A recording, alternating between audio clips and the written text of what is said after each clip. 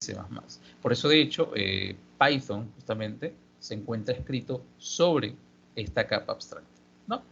De esta manera tenemos muchísima flexibilidad, muchísimo rendimiento y podemos hacer aplicaciones muchísimo más capaces y con menos consumo de recursos, ¿no? Entonces, ahí más o menos está el por qué, ¿no? La importancia de C. Fuera de, obviamente, el tema didáctico, como ya expliqué anteriormente, al tener que entender cómo funcionan todos los procesos, es una buena fuente de aprendizaje, encarar el reto de aprender C, ¿no? Algo de contexto al respecto, es un lenguaje que fue creado en 1972, el creador es Dennis Rich. Fue elaborado principalmente como una evolución de un lenguaje predecesor, que era el lenguaje B, BCPL también, y estuvo enfocado para el sistema operativo Unix. Unix es finalmente la base de los sistemas operativos que hoy son macOS y cualquier Linux, ¿no? Ahora, en ese entonces, debido a que estaban en constante desarrollo y constante investigación, era común ver subversiones del lenguaje C, que quizás en mayor o menor medida eran compatibles entre sí, pero que a fin de que realmente se lograra esa compatibilidad universal, habría todavía que desarrollarse algún formato o algún estándar, ¿no? De esta manera, en 1983 se crea el comité ANSI-C y estos publican una primera versión del estándar ANSI-C en 1989. Esto es una versión que ha ido evolucionando por el transcurso de los años, ¿no?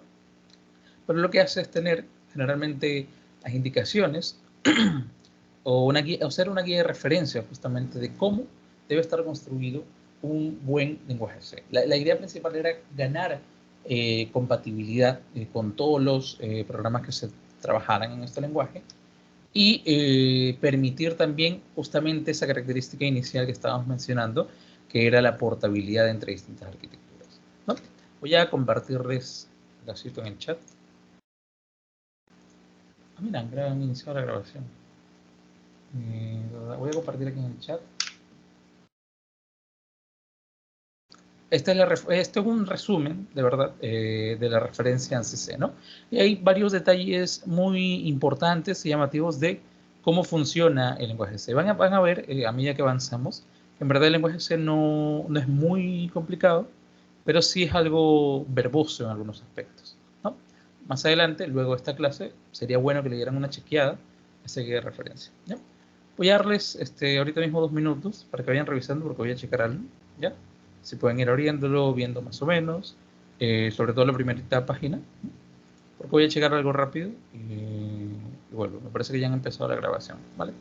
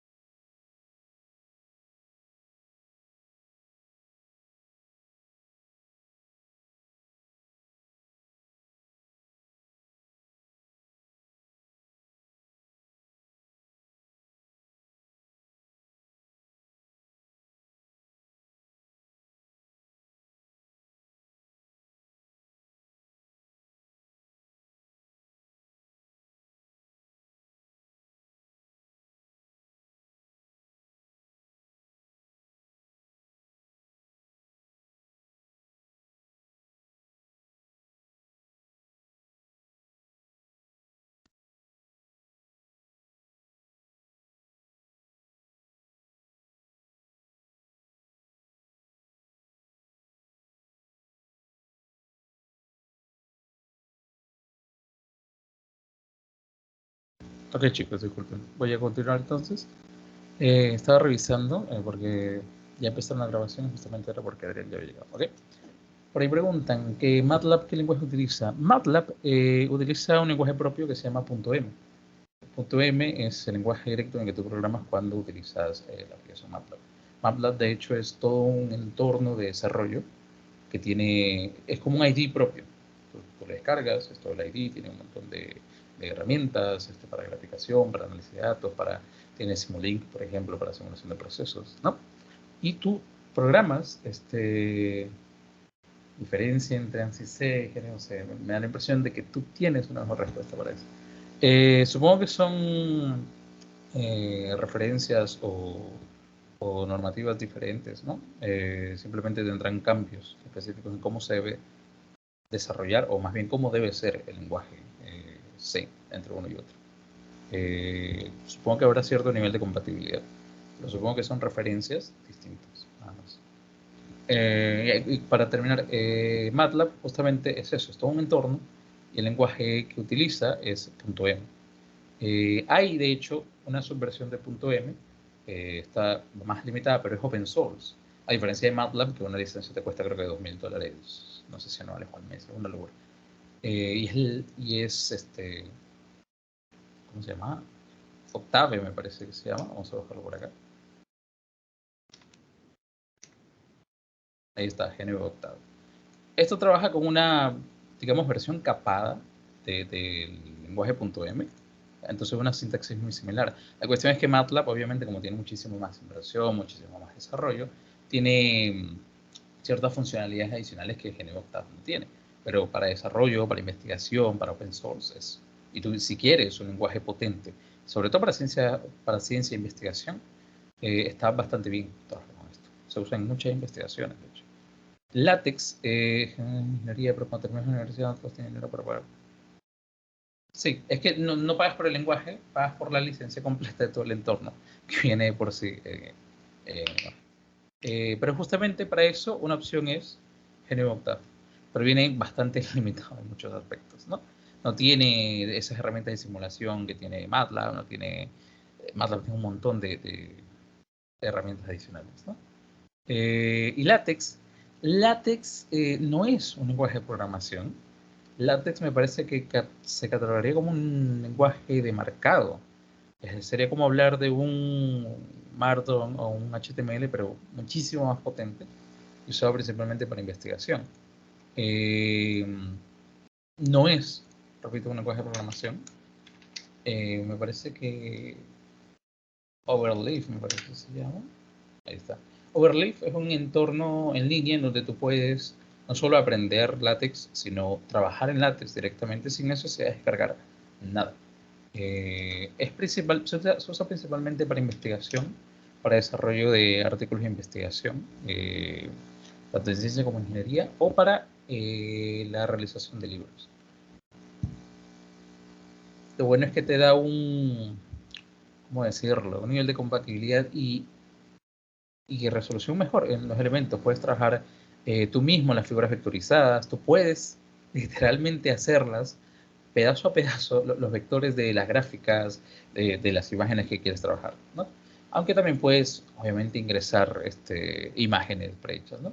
Y es un formato muchísimo más compatible y legible entre distintos sistemas operativos. A veces pasa que un PDF o un Word, sobre todo, sí, sobre todo cuando trabajas en Word, es más complicado porque si lo pasas a Linux o lo pasas a Mac, puede que no sea 100% compatible con los editores de texto con que los abres, procesadores de texto sería más en todo caso, ¿no? Y a veces no se ven exactamente igual, ¿no? En cambio con LaTeX, lo que escribes es lo que se ve finalmente, ¿no? Pero no es un lenguaje de programación, repito, LaTeX es un lenguaje marcado. Yo creo que sería eso, un lenguaje marcado, ¿no?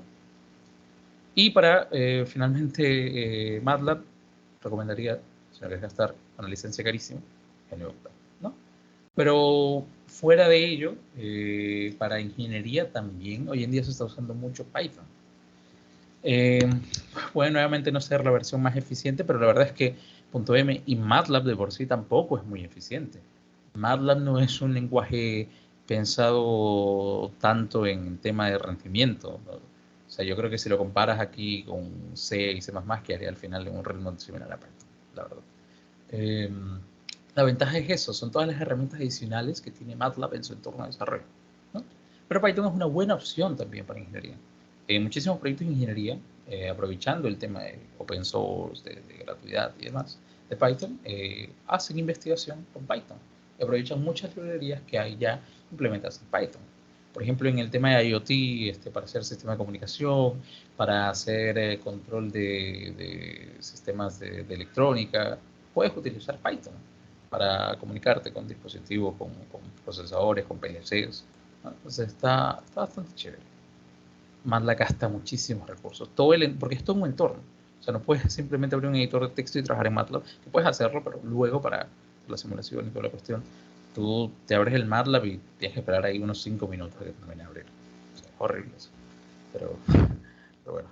De ahí también puedes usar, si tienes una versión oficial, o un tip, me parece que te dan, no sé si 1 mes o 2 meses gratuitos con licencia universitaria para trabajar MATLAB en la nube. Tiene una versión en la nube directamente, donde no tienes que descargar nada y puedes trabajar ahí. También puedes utilizar, ¿cómo se llama? Guide, me parece, para el desarrollo de interfaces gráficas.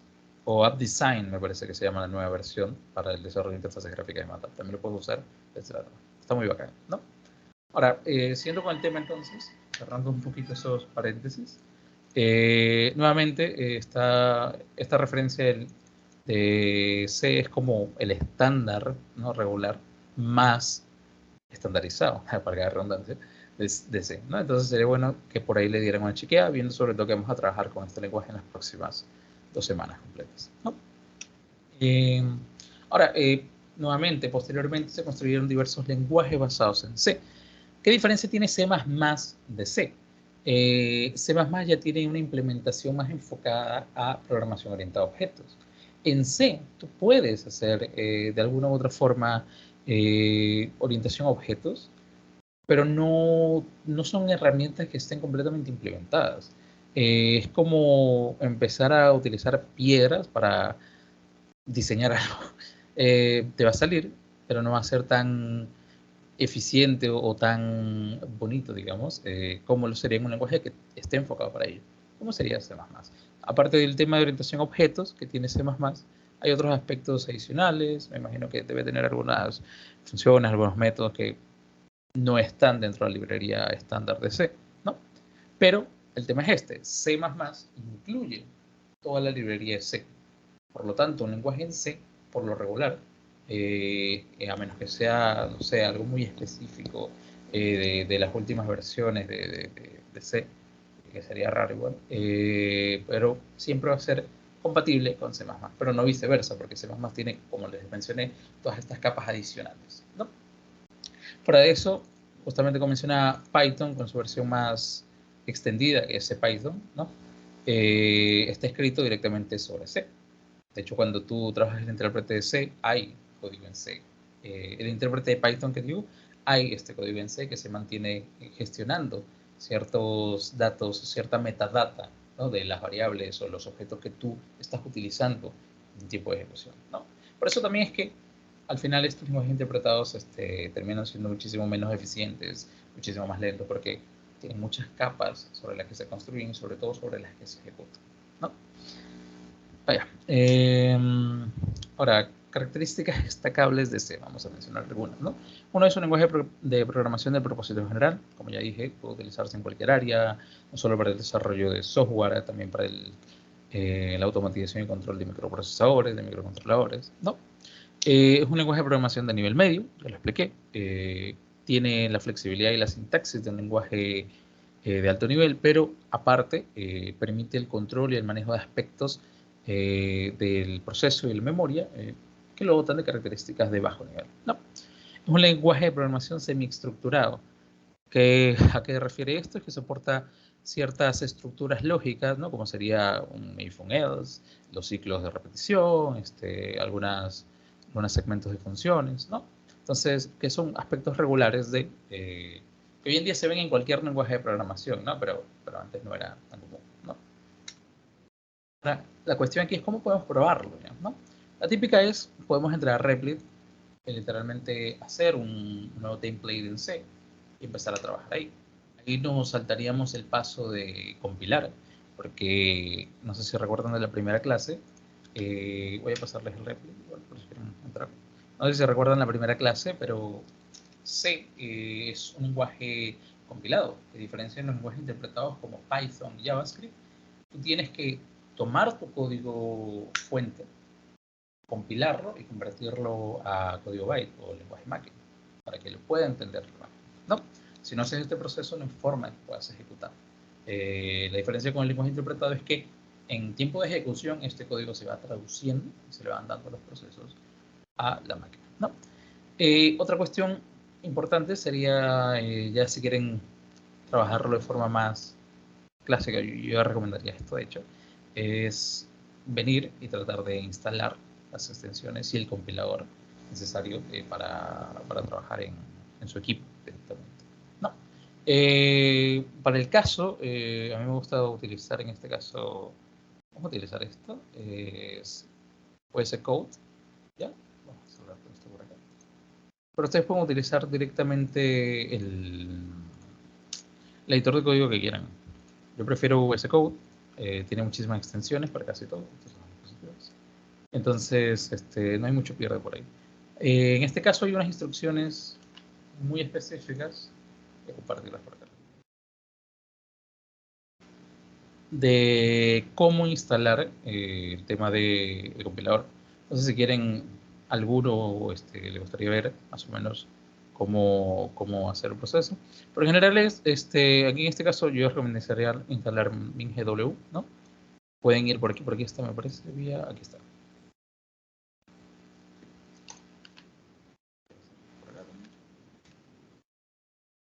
El proceso de instalación está muy detallado aquí. La cuestión es que sigan los 6 pasos de acá.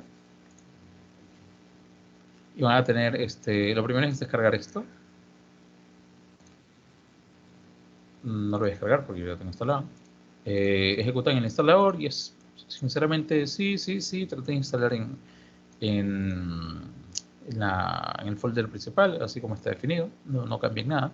Y les va a instalar un shell como este, lo vamos a ver. ¿Ya? Y dentro de este shell van a tener que ejecutar estos comandos aquí. Primero, van a tener que ejecutar, en este caso, este shell utiliza Pacman, que es un gestor de paquetes propio de Arch. Sí, es el U, sí, es el U. Y con esto actualizan toda su librería, ¿no? Esto lo que va a hacer es actualizar los paquetes, gestionar y demás. Y después de eso, si pueden empezar a... Yo lo voy a dar yo esto. Después, y después de eso, se pueden instalar estos comanditos de acá, ¿no?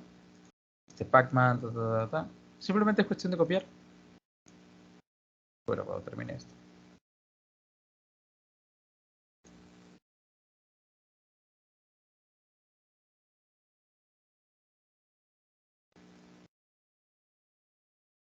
Creo que va a tardar más de lo que pensé. Ya, vamos a ver por ahí. Ya, entonces cuando termine esto, simplemente copian y pegan este comando de acá. Y ya. Después de eso cierran la consola. Y aquí hay más pasos por hacer. Otra cuestión importante es cuando ya tú añadiste ese compilador, tienes que agregarlo al path. El path es como la ruta específica en donde se van a buscar todos los ejecutables al momento de lanzarlos por consola. Para configurar el path, vas a configuración, nada más. Esto es en Windows, obviamente. Esa configuración, aquí las variables de entorno, te van a salir del sistema o esta cuenta. Yo le voy a poner esta cuenta nada más. Y aquí, chocolate, ¿qué era eso?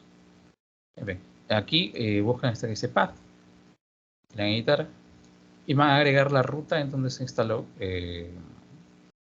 todos los archivos, ¿no? Vamos a ver si hay alguna cuestioncita adicional que instalar por acá. Ajá. Además de instalar, vamos a cerrar esto. Además de instalar este comando de acá, o sea que esto sigue actualizando ahora. Ya no hace más tiempo que esperar.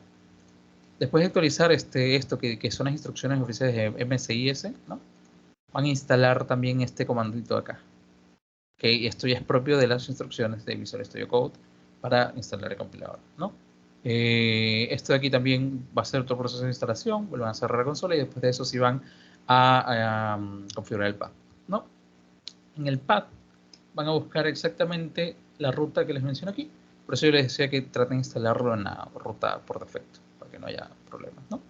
Y es esta que está aquí, CMSI64, igual la verifican, acá. MSI64, bin GW64 y bin. En este bin están todos los ejecutables, ¿no? Simplemente esta ruta está para colocar acá, ¿no? Le dan nuevo y añaden. Como yo ya tengo añadido, no hace falta. Entonces, ¿cómo verifican después de eso que en efecto se añadió? Simplemente abren un PowerShell y tienen que tener ya instalado el SC, por ejemplo. Tiene que dar una salida como esta, ¿no?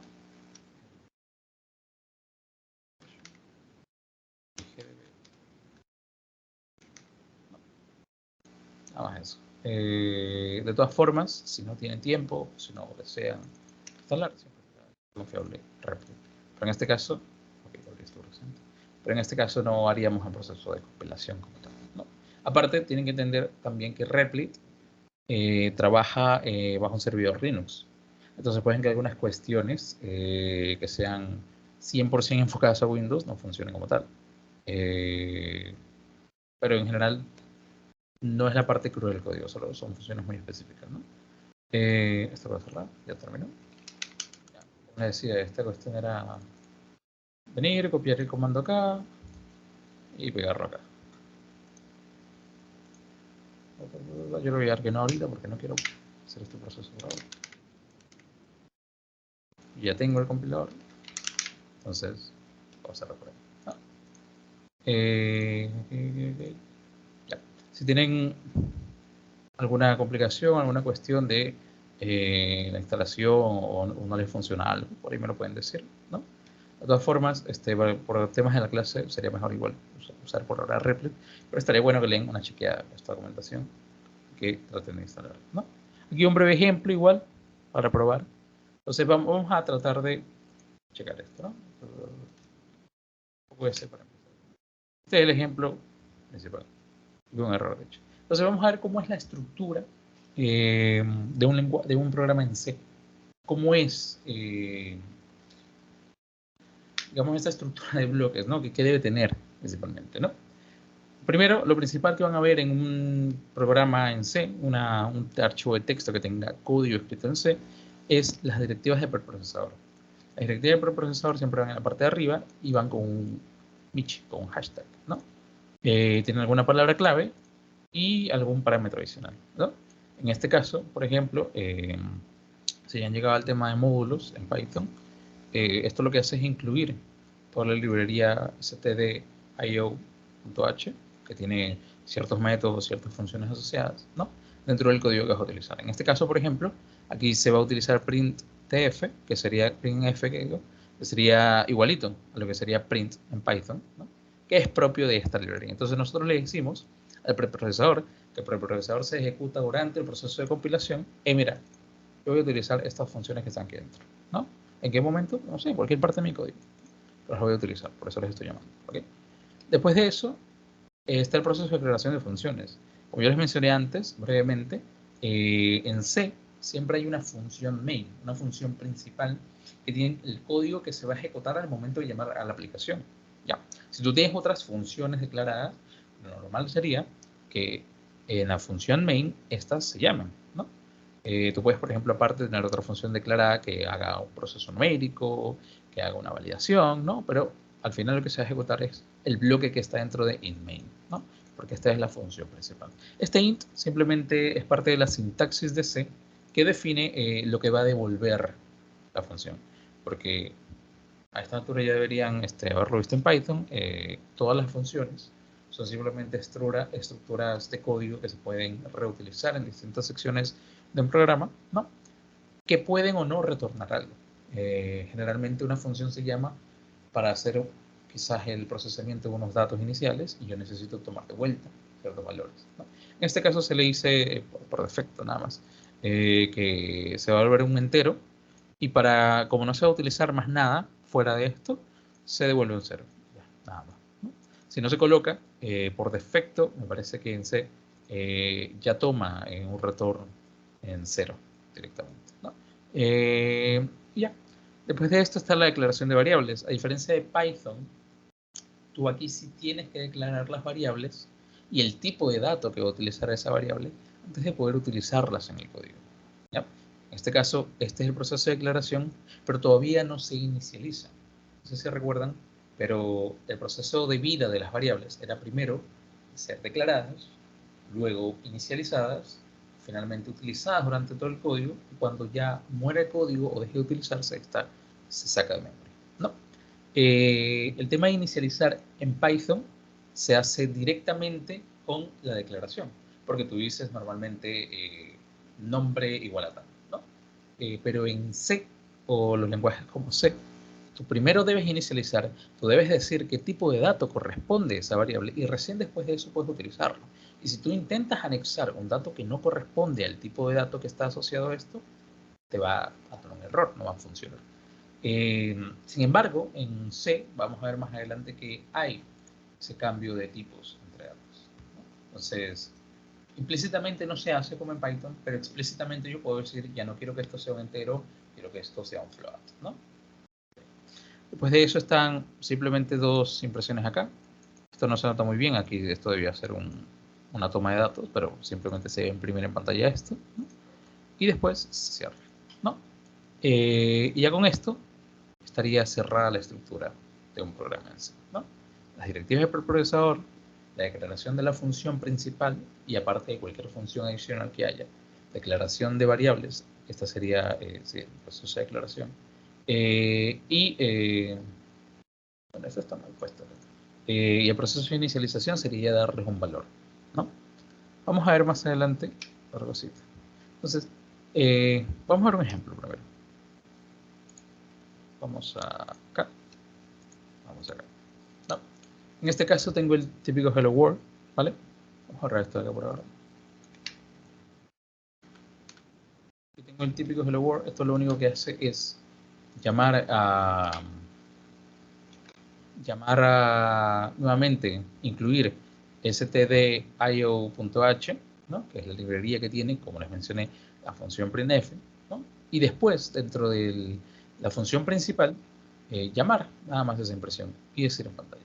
Entonces, ¿qué debo hacer yo aquí? Nuevamente, yo no puedo simplemente venir y ejecutar. Yo tengo que convertir en un ejecutable como este. ¿Cómo se hace esto? Voy a borrar esto por ahora. Me voy a colocar dentro de la carpeta, y estoy dentro de la carpeta. Yo ya tengo GCC instalado, ¿no? De hecho creo que tiene el comando por acá. Ahí está. Entonces, el comando para compilar, en este caso utilizando GCC, es llamar a la función, llamar al método, pasarle la bandera O, que simplemente es para poder darle un nombre a la función que va a ver de salida, ¿no? Si no leo yo, simplemente va a poner una A o cualquier nombre X, ¿no? Y después mencionarle qué es lo que quiero compilar. En este caso quiero compilar el archivo helloworld.c, ¿no? Si ven, aquí no hay nada, pero cuando yo ejecute este comando, ya va a aparecer el archivo binario, ¿no? Esto es un .exe directamente, es para Windows, ¿no? Entonces no hay pierde. Ahora, para ejecutarlo, simplemente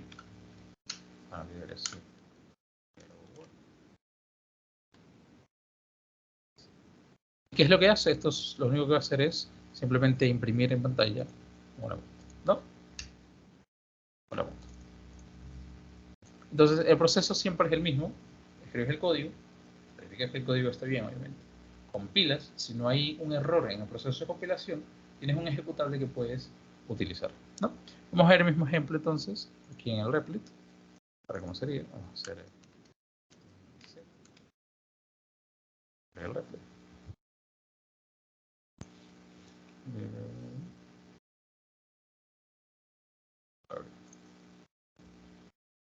Mira, automáticamente aquí nos bloquea el típico hola mundo. Entonces aquí es lo mismo. Llamamos a la directiva del procesador, esta clase incluimos la librería std.io, llamamos al método, escribimos el método principal, que es el que se va a ejecutar. Hacemos un printf, incluimos hello world y simplemente forzamos el retorno de un valor entero, como estoy especificando al inicio de esta función main, ¿no? Al momento de ejecutar, simplemente se compila y se ejecuta. Aquí ya no hay ese proceso de compilación porque ya Replit se encarga de gestionar eso por detrás, ¿ya? Pero eso es simplemente un aspecto propio de esta plataforma. El proceso regular es que mencionamos anteriormente, ¿no? ¿Hay alguna duda hasta acá?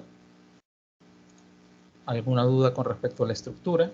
Quizás que corresponde a esa librería o por qué se hace esto, ¿no? Okay. Bueno, supongo que no. No. ¿Sí? Dime. Por ahora no. Ok, bacán.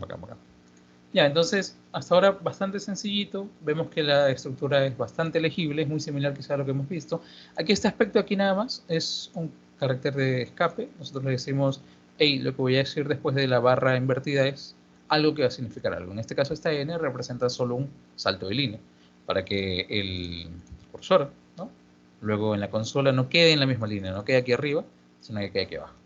Eso es en Python también, eso se utiliza también en Python, en cualquier programa en donde hagas impresión en consola. No. Ahora seguimos. Vamos a seguir. Ahora, entre las directivas de preprocesador hay muchísimas instrucciones que se pueden utilizar, en verdad. La include es justamente lo que vimos. Se utiliza para incluir archivos encabezados en el código fuente. Estos archivos pueden ser otro programa, pueden ser otro código, pueden ser una librería en este caso, ¿no? Lo que estamos utilizando aquí, por ejemplo, es una librería, ¿no? El define se utiliza para definir macros o definir constantes. Vamos a ver más adelante que podemos definir una constante que podemos utilizar luego en el código, ¿no? Y la idea es que, como esto se define durante la etapa de compilación, el acceso a esa variable, a ese punto de memoria es muchísimo más rápido, ¿no?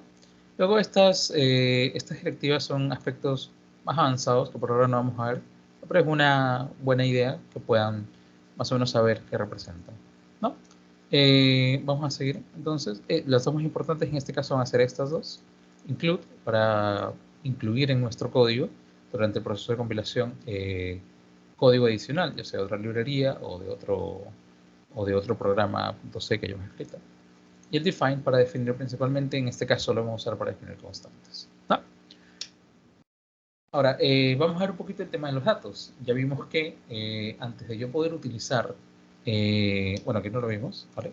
Antes de yo poder utilizar una variable, yo necesito definir el tipo de dato que va a tener, ¿no? Necesito declarar, ¿no? Entonces, ¿qué tipo o qué, en este caso, qué keywords me permite C para poder declararlas? Se tiene, de hecho, una cantidad muy limitada de keywords, de hecho. Aquí en el ANSI C, por ejemplo, hay una partecita, aquí está. Son bien poquitas las definiciones de keywords. Y aquí están algunas relacionadas a los datos, ¿no? En este caso, la típica es la int, es un dato entero, pero no está, o sea, no es el único tipo de entero que existe. En Python, por ejemplo, solo estaba int y ya. Pero aquí, aparte de int, nosotros tenemos short y tenemos long. ¿Qué diferencia hay entre estas tres definiciones de números enteros? Es uno, el espacio de memoria que va a ocupar. Y dos, el alcance o el rango numérico que permite, ¿no?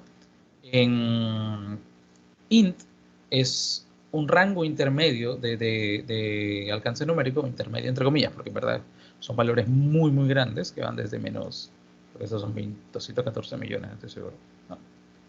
El short son para enteros relativamente cortos, 30 y tantos mil se puede decir cortos, ¿no? Y el long es para valores muchísimo más grandes. Aquí creo que hubo un error, parece que puse este valor. Por aquí podemos ver la referencia, de hecho. Vamos acá. Aquí está. En este caso, int va de menos 32.768 a 32.768. El short lo mencioné igual, de hecho. Tienen el mismo tamaño en bits, el mismo tamaño en bytes. Es un error. Está curiosito. Tienen el mismo valor mínimo, el mismo valor máximo, el mismo tamaño en bits. Estoy casi seguro que el short debería tener menos alcance que el int regular. Pero podría estarme equivocando.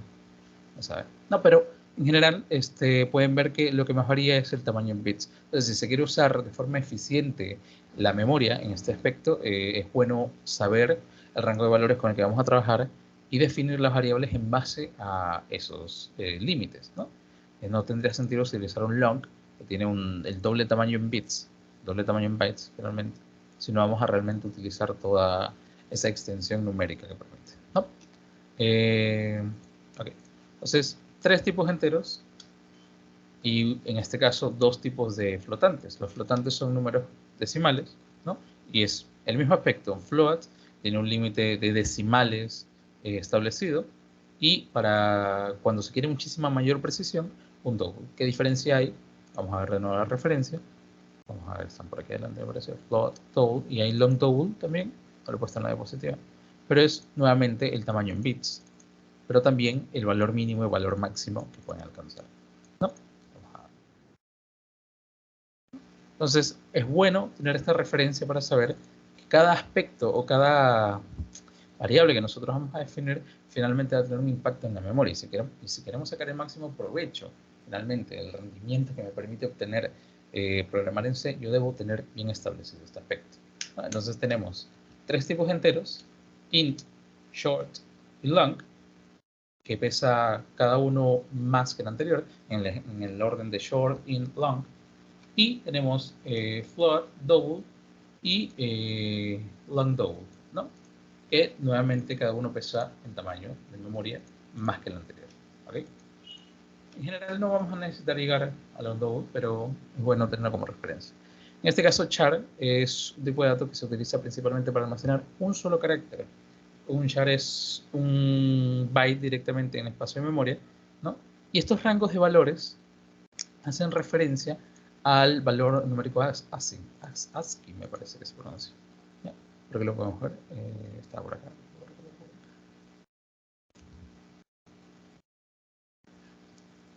Déjenme ver que por ahí que iba una tablita, me parece. Ah, bueno, vamos a buscar entonces por acá.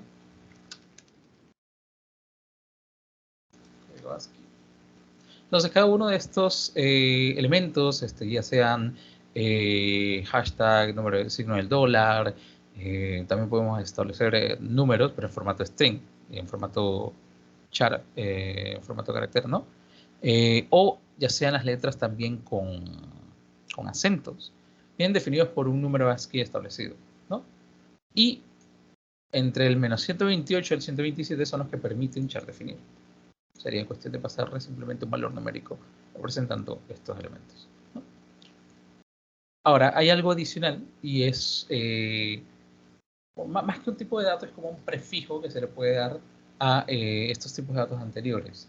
El unsigned y el signed permiten establecer si el valor numérico que va a representar esa variable permite negativos o no.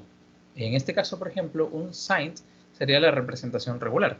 Sería el hecho de que, por ejemplo, un int permita, vamos a ver un short, permita valores del menos 32.768 al 32.767, ¿no? Pero si yo le diera el prefijo unsigned, ya no me permitiría los valores negativos, teniendo la ventaja de que ese espacio de delimitación disponible en la memoria lo pasaría al rango positivo, permitiéndome a mí tener positivos muchísimo mayores con el mismo tipo de datos short. Eso lo podemos ver también en la representación ASCII, en la representación ANSI que digo. Aquí tenemos los tipos de datos, sign char. Vemos que también acá el char, nuevamente, como está representado con un código ASCII, que es al final un valor numérico, ¿no? Si yo lo represento como un signed, el valor máximo positivo que alcanza se duplica, ¿no? Siendo el valor mínimo siempre 0. En el caso del short, por ejemplo, el unsigned short está establecido desde el 0 hasta el doble de los 32.000 que están establecidos antes, ¿no? Ahora, cuando es un signed short no hace falta usar el prefijo signed, porque ya por defecto un short incluye los valores tanto negativos como positivos, ¿no? Pero es bueno saber o cómo funciona este aspecto, ¿no? Más que un tipo de dato extra, sería como un prefijo que condiciona el cómo se va a utilizar ese espacio en bits para el alcance o el rango numérico que permite esa variable, ¿no? Ahora, se utiliza para especificar que un valor entero solo puede ser positivo o cero. Justamente lo que mencionábamos, ¿no? Esto significa que el rango de valores que se pueden representar como una variable unsigned es mayor que el de una variable signed del mismo tamaño, solo en el tema de valores positivos, nuevamente. Un unsigned no puede representar valores negativos, pero lo que hacemos es aprovechar ese espacio que no usamos ahí para extender el valor numérico positivo, ¿no? Algo adicional y muy importante es que para poder, por ejemplo, ingresar variables al momento de hacer impresiones en pantalla, yo debo hacer un formateo de caracteres. Yo debo especificar dentro del string qué tipo de dato voy a imprimir en ese espacio. No sé si recuerdan en Python generalmente era simplemente print f, por ejemplo, que representaba una cadena formateada, y yo podía hacer un espacio entre comillas y pasarle una variable cualquiera. Aquí no funciona así. Yo no puedo simplemente pasarle una variable y ya, yo tengo que especificarle qué variable, aquí sería printf, qué variable o qué tipo de variable yo le voy a pasar, ¿ya? ¿Cómo se hace con estos, digamos, caracteres de escape? No sé cómo mencionarlos.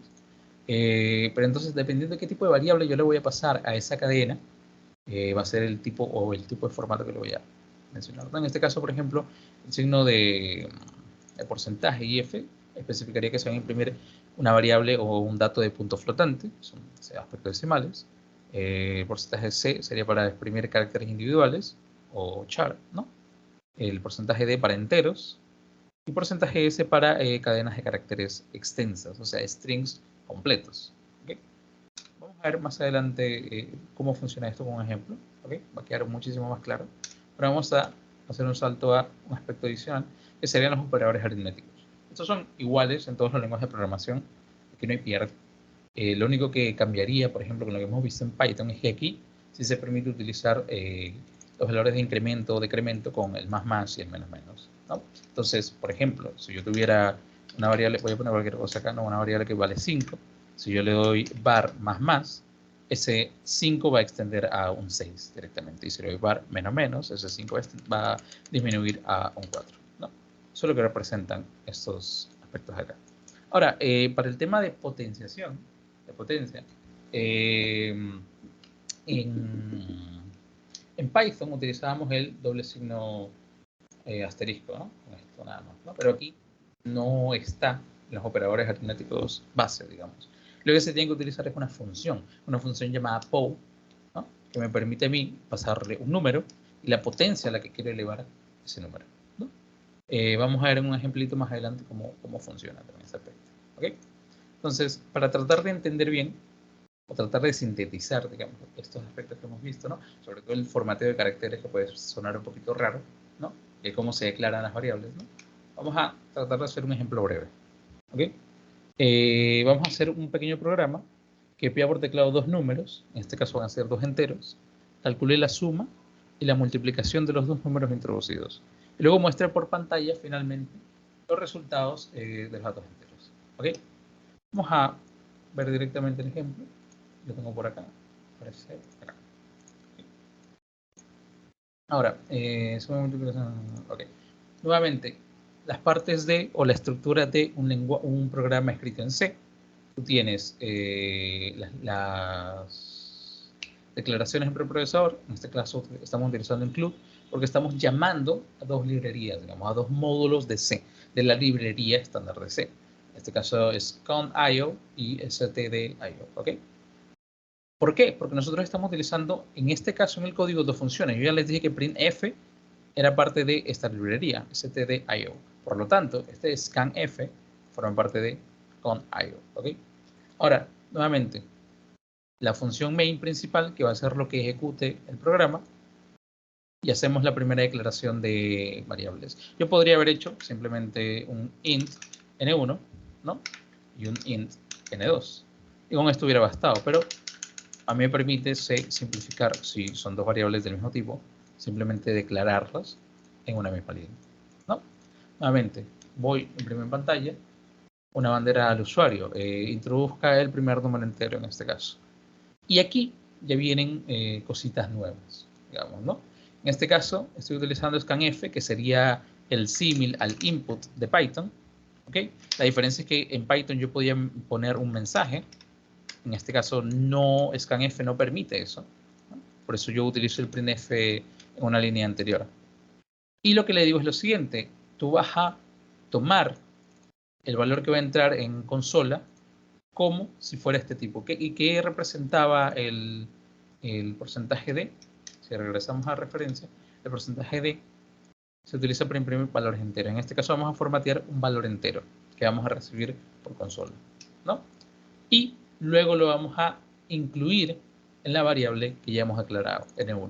Aquí estamos inicializando la variable n1. Esta sintaxis de acá, este ampersand que está acá, es una sintaxis propia en C, ¿no? Que se va a utilizar mucho cuando hacemos input de datos por consola. Y lo que estamos diciendo es, busca, más o menos sería eso, busca el espacio de memoria etiquetado con n1 y agrégale, para el contexto de la función scanf, agrégale lo que el usuario va a ingresar por consola, ¿ya? Entonces, si yo solo hiciera referencia a n1 y no necesitara anexar un valor a él, yo lo colocaría solo así. Pero en este caso, como yo estoy manipulando el espacio de memoria, le estoy dando un nuevo valor, yo necesito utilizar ese ampersand. Yo podría, por ejemplo, bueno, aquí arriba lo vamos a ver aquí. Lo mismo aquí se hace para el caso del N2. Se pide introduzca el segundo número entero y volvemos a llamar scanf. Scanf nuevamente, ¿qué hace? Su primer parámetro es el formato de variable que voy a recibir por parte del usuario y luego la manipulación a la variable en donde voy a anexar ese nuevo valor, ¿no? Finalmente, lo que se hace es imprimir tanto la suma como la multiplicación, que son lo que nos están pidiendo, ¿ok? En el caso de la suma, aquí todos estos backslash n representan saltos de línea, nada más para que se vea más ordenado, ¿no? Entonces la suma es, si se fijan acá, hay un nuevo uso de la sintaxis. Le estoy diciendo que lo que va a ingresar acá, o lo que le va a dar el valor acá, es un entero, ¿no? ¿Y qué entero es? Se lo paso como segundo parámetro, la suma de n1 más n2, ¿no? Y esto lo va a asociar en el mismo orden en el que yo los declaro, ¿ya? Aquí, por ejemplo, printf, la multiplicación es, aquí hay otro aspecto, hace un porcentaje C que representa la impresión de caracteres individuales. ¿Qué carácter está imprimiendo? Nuevamente, en el orden en el que yo los declaro en la string, son los que yo los paso por acá. En este caso, el primer parámetro es el 162. Si buscamos en código ASCII, el 162 representa una O acentuada, ¿no? Justamente lo que va acá, la multiplicación es esa O acentuada. Y después en el segundo espacio, digamos, en el string que hemos dejado, que es un entero, es la multiplicación de estos dos, ¿no? En este caso, get se utiliza simplemente para pausar el programa. Esto viene de, me parece que la librería con.io. Sí, no estoy seguro. Okay. Sí. Get es de la librería con.io. Scanf es de la librería std.io. Okay. Entonces ahora vamos a ir a la carpeta, ejercicios, y vamos a tratar de compilar este programa para ver si efectivamente funciona, ¿no? Vamos a darle primero un nombre, se va a llamar ejemplo 1, y lo que vamos a compilar es el programa suma mult dos números.0, ¿no? Ahí está ejemplo 1, vamos a verlo aquí, bueno, aquí no hay ejemplo 1, aquí está, y yo lo puedo simplemente directamente ejecutar. Me pide el primer número entero. Este espacio que deja aquí es justamente por estos saltos de línea que se han definido. Y este espacio que está definido acá, vamos a poner 10. El segundo número entero es 20. Y me devuelve la suma y la multiplicación, ¿no? Si, como ven, aquí estas banderitas acá, porcentaje de, está reemplazando con el valor de variable que yo le estoy pasando como segundo parámetro a la función printf. En el caso de acá, le estoy pasando esta string y hay dos digamos, slots en donde yo estoy pasando caracteres formateados, ¿no? Los paso también en el orden en el que los declaro, ¿no? Tanto uno, que sería el carácter ASCII, como el otro, que sería simplemente la multiplicación, y es lo que muestra acá. Y luego pausa, obviamente, porque está el catch, que es lo que les mencioné, una función que simplemente pausa y detiene la ejecución del código. Después de esto doy un enter y se cierra. Nosotros, por ejemplo, pudimos haber hecho todo en línea. Vamos a hacer un print F.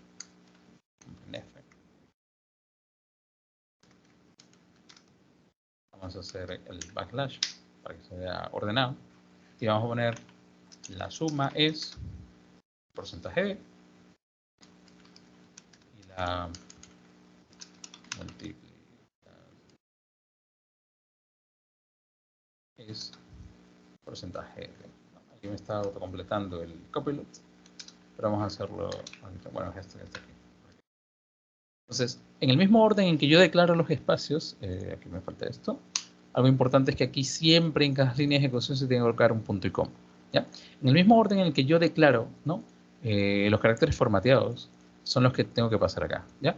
El primer espacio es la suma, el primer parámetro adicional que le paso es la suma, el segundo espacio es la multiplicación, el segundo espacio que le paso es la multiplicación, ¿no? Aquí, por ejemplo, podría también hacer lo que se hace arriba y decirle que voy a pasarlo en carácter ASCII. Así que tengo que meter entre estos dos, obviamente, dicho carácter. Entonces, esto es para que más o menos se termine de entender cómo se hace el paso de caracteres formateados adicionales, ¿no? Entonces, este string va a tener dentro de él estos aspectos en el mismo orden en el que los declaro y en el mismo orden en que los paso, ¿no? Voy a, por ejemplo, borrar esto de nuevo. Voy a recompilar. Luego de esto voy a volver a ejecutar. El primer número es 5, el segundo número es 15, digamos. Y está la suma, la multiplicación, y luego la suma y multiplicación que lo podemos ver impreso en una sola línea, ¿no? Lo mismo pasa si lo pasamos a Replit. Vamos a probar en Replit, ¿ok? En este caso no detecta con I.O. Me parece que con I.O. es una librería específica de Windows, por eso no lo va a usar acá. Vamos a quitar este catch. Nuevamente, como Replit se ejecuta en un entorno Linux, las librerías que son específicas de Windows no van a correr, a ejecutar, ¿no? Pero esto debería ser exactamente igual. Vamos a darle que sea más espaciado. Vamos a ejecutar. El primer número es 5, el segundo número es 10. Suma y la multiplicación. Bueno, aquí los caracteres ASCII no salieron bien. El tema de que no salgan bien los caracteres ASCII puede deberse al tema de las fonts que estén instaladas en el Linux, ¿no? Es posible que simplemente no acepte esos caracteres, ¿no? Aquí le voy a haber puesto, miren, aquí por ejemplo no puse el backslash n al final y la consola me dejó justo en la misma línea. Entonces estos detalles tienen que ser muy específicos al momento en que se desarrollen, porque ese no es muy flexible en ese aspecto. En Python no hay tanto pierde. En Python, por ejemplo, el print siempre te da un salto de línea al finalizar la ejecución, a menos que tú explícitamente le digas que no. Pero aquí se ven algunos matices de cómo funciona C y cómo funciona Python. Tú tienes que ser explícito con todo porque C no lo va a hacer por ti. ¿No? ¿Alguna duda hasta ahorita? ¿Alguna pregunta sobre lo que hemos avanzado? Algo que no se entienda, quizás es que lo expliqué muy rápido o que no quede claro. Quizás sobre todo en este aspecto de cómo definimos los caracteres formateados dentro del string completo, ¿no?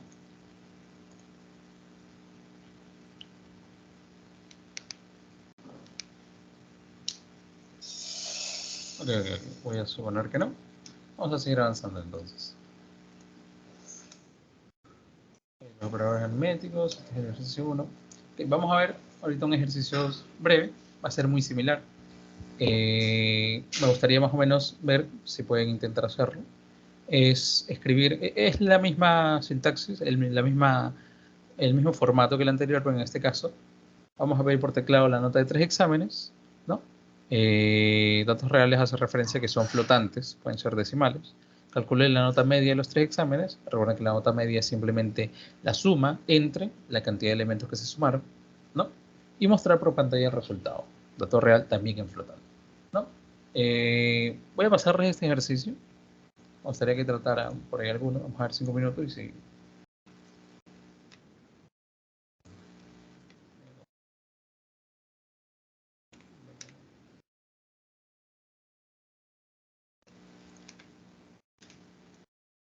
Okay. Vamos a ver si de casualidad alguno puede realizarlo. Si hay alguna duda, vamos a resolverlo en el proceso. Vamos a darle 5 minutos. ¿Ok? 5 minutos breves. De nuevo, es la estructura muy similar a la que hicimos por acá.